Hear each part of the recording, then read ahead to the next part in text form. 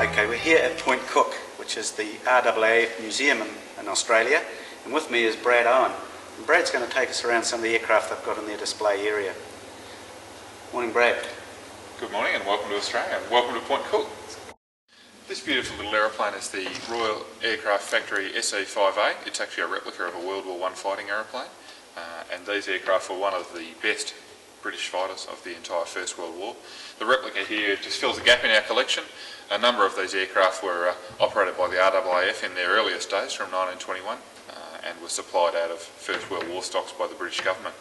This particular aircraft shows the colours of the 1920s fighter training squadron down here at Point Cook, and it's a beautiful little aeroplane, and a lot of us would love to fly something like this, I can tell you. The F4 Phantom here is one that was actually not operated by the WWII. The Phantom's career in the Australian Air Force was very, very short. It only operated from 1970 to 1973 when the F-111s had been placed on order. However, the Americans had some structural problems with the aeroplanes. The wings were falling off and things like that, so the Australian government put the process on hold until the Americans could sort that out. So for a very short period of time, the RAAF operated the F4E Phantom. It was very, very popular. When it went back in 1973, a lot of the pilots and ground crew wished they could keep it, but with F-111s, Mirages and Phantoms, it would have been all a little bit too much. This particular aircraft isn't one of those 24 that were operated out here. However, it was one of the more than 5,000 built, and one of many that were stored in desert graveyards in the USA when they were retired. And this is actually on permanent loan from the US Air Force Museum at Walrus. It's a very impressive aeroplane. It's very, very big, as you can see, and it gives people an idea of how big the modern aircraft are when you compare them to some of the other fighters of earlier times. This little aeroplane behind me is the Government Aircraft Factory Piker. It's one of two aircraft that were built during the 1950s as basically an aerodynamic test bed for the Jindavic pilotless target drone, and it was a fairly interesting little aeroplane to fly from all accounts. The pilots really had to draw the short straw to test this one. It's one of the, well, it is the only Australian designed and built piloted jet aircraft, and it apparently also has the world record for the world's smallest retractable undercarriage as well. The aeroplane behind me here is the Commonwealth Aircraft Corporation Wirraway, and this is actually the first Australian-built aeroplane. We started producing these in 1938, which was about 10 years before we started building cars here in Australia of our own design, so it was quite an advanced aircraft. The aeroplane itself was derived from a North American design, and it was actually an earlier version of what became the Harvard. It was the NA-16.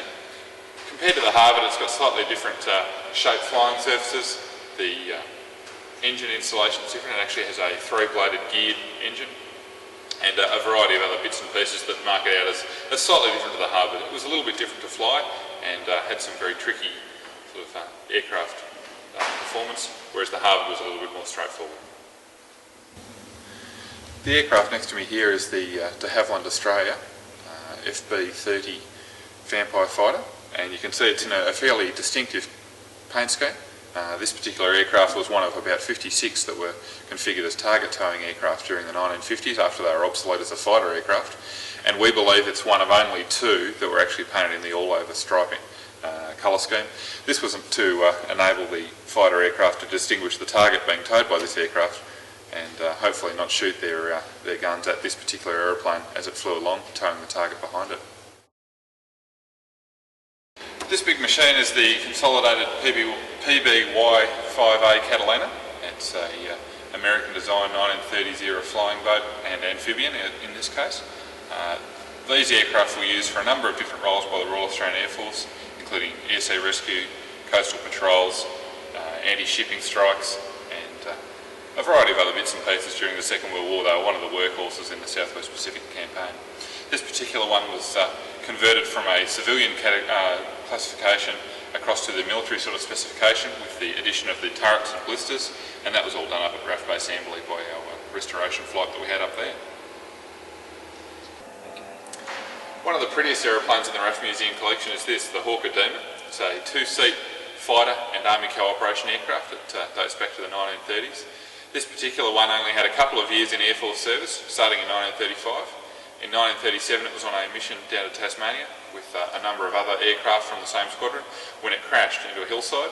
It was recovered 40 years later, and exactly 50 years to the day after its crash in 1937, It was presented to the Raaf Museum for display in 1987. This aircraft is the English Electric Canberra.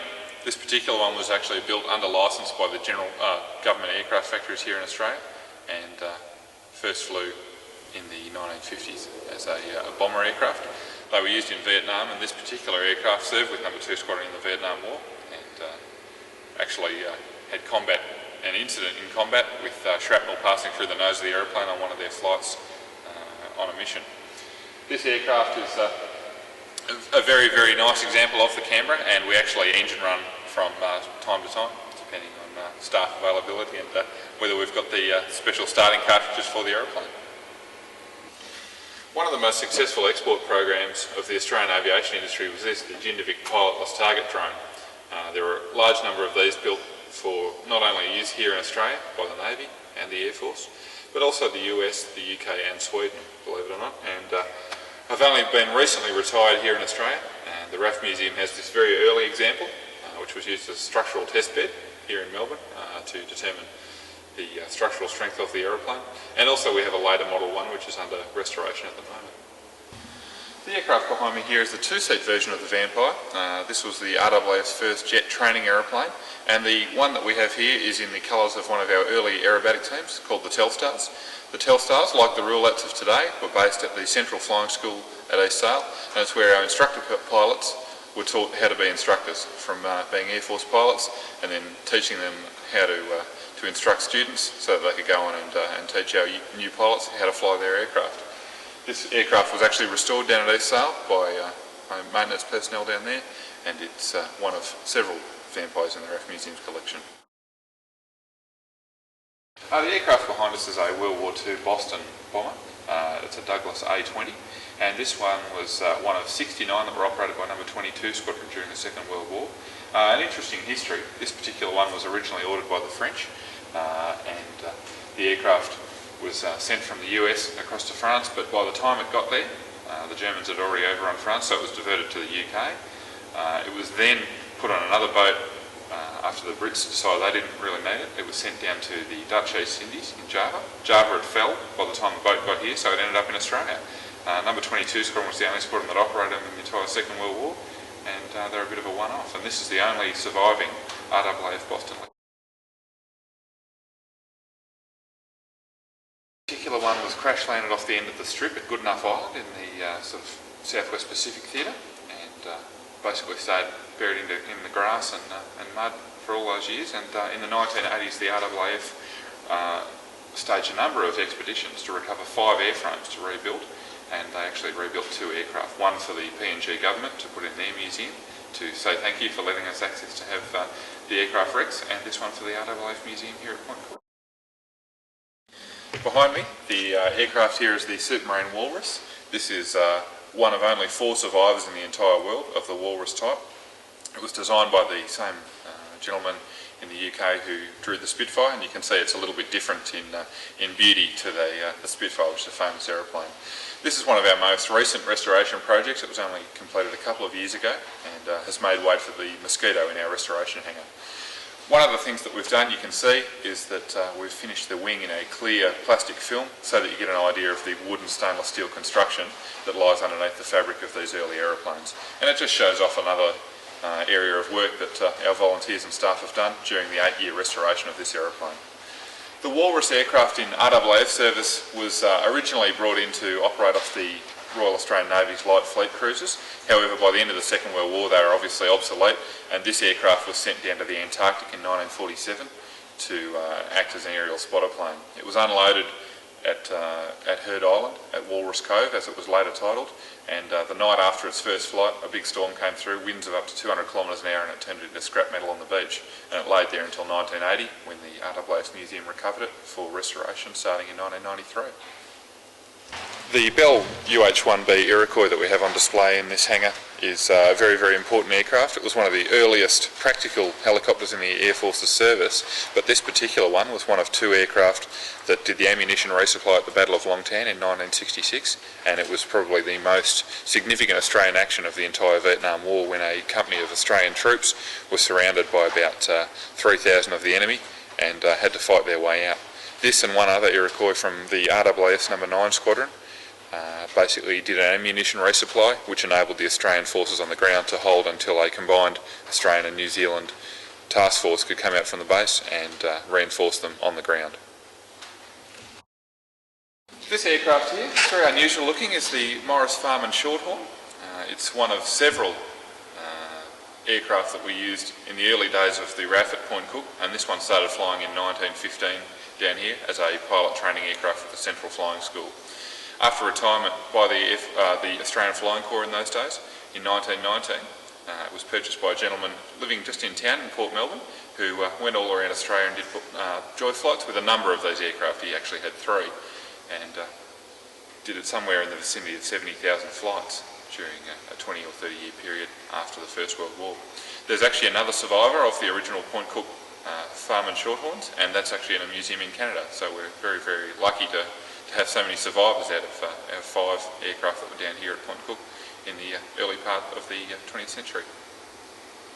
The aircraft that you see there is the CT4 air trainer. Number 27 was actually the first of the RWII's air trainers that came into service during the mid-1970s, purchased from New Zealand and ferried out here. We actually have the last of the aircraft that were with the RAF, number 77, in our collection as well, and we're very lucky to have both those aircraft. They're a great little basic trainer and have continued on, some of which are ex-RWIIF machines in private service, and the RWIIF has actually gone back to using them again, this time under private contract with later model CT4s up at Tamworth, where our basic flying training starts.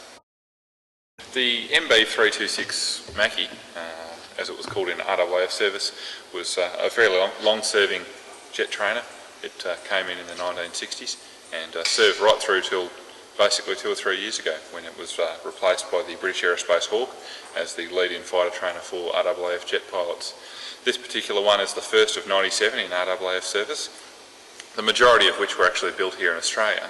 However, this aircraft, as one of the early ones, was made of Italian components and just assembled out of the box here in Australia. We have 2 of these aircraft in our collection, once again, the first and the last, and the other aircraft will be configured as a fighter trainer and an attack type aircraft as they serve with the fighter squadrons of the RWIIF in the training role. The aircraft behind me here is the de Havilland DH-82 Tiger Moth, probably the classic trainer of the Second World War, and many, many pilots gained their first experience of flying, either in the military or civil life after the war, in a Tiger Moth. This was one of over 1,000 aircraft that were built in Bankstown in Sydney by de Havilland Australia, and 885 of those aircraft served with the RWIIF. This one had a fairly checkered wartime career, like the majority of Tiger Moths did. They were moved around from different flying schools under the Empire Air Training Scheme and taught pilots to fly before they were sent overseas to fight with the British and other Commonwealth nations during the Second World War. This beautiful aeroplane is the Dassault Mirage 3.